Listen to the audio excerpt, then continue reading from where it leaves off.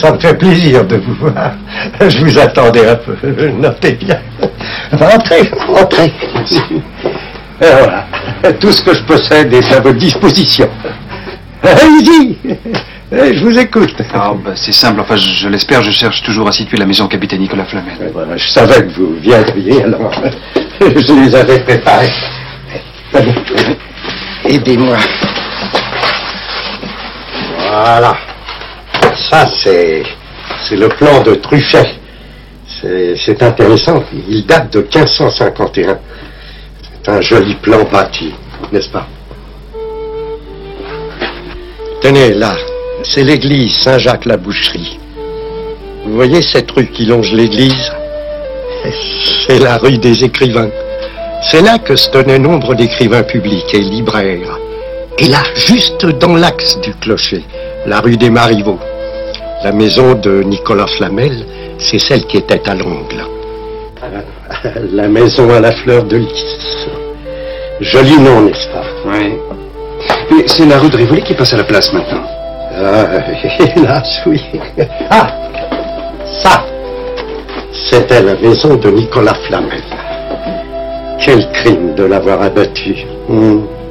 Mais à votre avis, est-ce que vous croyez qu'il serait possible sur ce plan de dessiner le tracé de la rue de Rivoli pour savoir exactement où je trouvais la maison? Difficile. L'artiste qui a réglé ce plan n'avait sûrement pas la rigueur d'un géomètre. Oh, je crois que celui-ci fera votre affaire. Vous voyez, c'est le plan de Turgot, 1732. Sûrement un des plus précis pour avoir une idée de ce qu'était Paris au Moyen-Âge. Tenez, ici, la place de Grève, l'hôtel de ville, Saint-Jacques-la-Boucherie encore. Et là, les rues qui vous intéressent. Vous voyez cette maison juste à l'angle, la maison de Flamel. Mais regardez bien. Vous y voyez les petites échoppes qui donnent sur les rues étroites?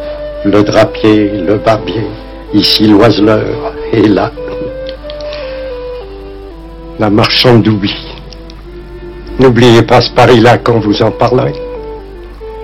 Ce n'est pas pour rien qu'on appelle une rue une artère. C'est la vie, monsieur. La vie qui s'y écoule. Savez-vous depuis quand cette rue existe? Depuis 1280. C'était la rue principale du bourg qui s'appelait alors Saint-Martin-des-Champs. Ah, tenez, mon cher. Vous qui vous intéressez au vieux Paris, regardez cette maison. Regardez-la bien. C'est la plus ancienne de Paris, construite aux alentours de 1300. C'était la maison du bailli. Vous voyez les colombages? Et ça. La margelle de pierre de l'échoppe, telle qu'elle était au Moyen-Âge. Ah, combien de mains se sont posées là depuis? Petites gens, seigneurs, bourgeois. Mais vous avez vu dans quel état on la laisse? Quelle misère! Ah, Victor Hugo avait déjà raison quand il criait « Halte aux vandales !» Vous vous intéressez à Flamel, eh bien regardez. C'est lui qui a fait construire cette maison. Mais il l'a habitée? Non, jamais. C'est la maison dite au Grand Pignon, construite en 1407. Et savez-vous pourquoi Flamel a fait construire cette maison? Pour y loger gratuitement des ouvriers laboureurs. Pauvres.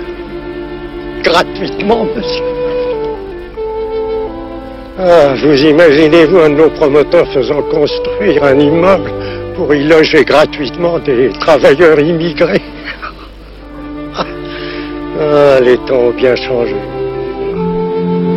Tu n'es pas pourri, profiteur. C'est tout de même mieux que la tour Montparnasse. D'abord, le gigantisme, c'est bien connu. C'est le début de la décadence. Oh, venez, je vais vous montrer où se trouvait la maison de Nicolas Flamel. Et là, juste dans l'axe du clocher, la rue des Marivaux. La maison de Nicolas Flamel, c'est celle qui était à l'angle. La maison à la fleur de lys. Pourquoi m'avez-vous amené ici? Ah, parce qu'il n'y a pas de mystère. Il n'y a que des légendes. On peut rêver, monsieur, mais surtout pas croire. Ah, vous ne semblez pas convaincu. Je crois avoir l'homme qu'il vous faut. Un passionné de Flamel. Il se dit alchimiste. Mais vous croyez qu'il acceptera de me recevoir? Avec lui, on n'est jamais sûr de rien. Alors, méfiez-vous. Il croit posséder je ne sais trop quel secret. Il va essayer de vous embarquer dedans. Alors, gardez la tête froide, hein? Bien froide.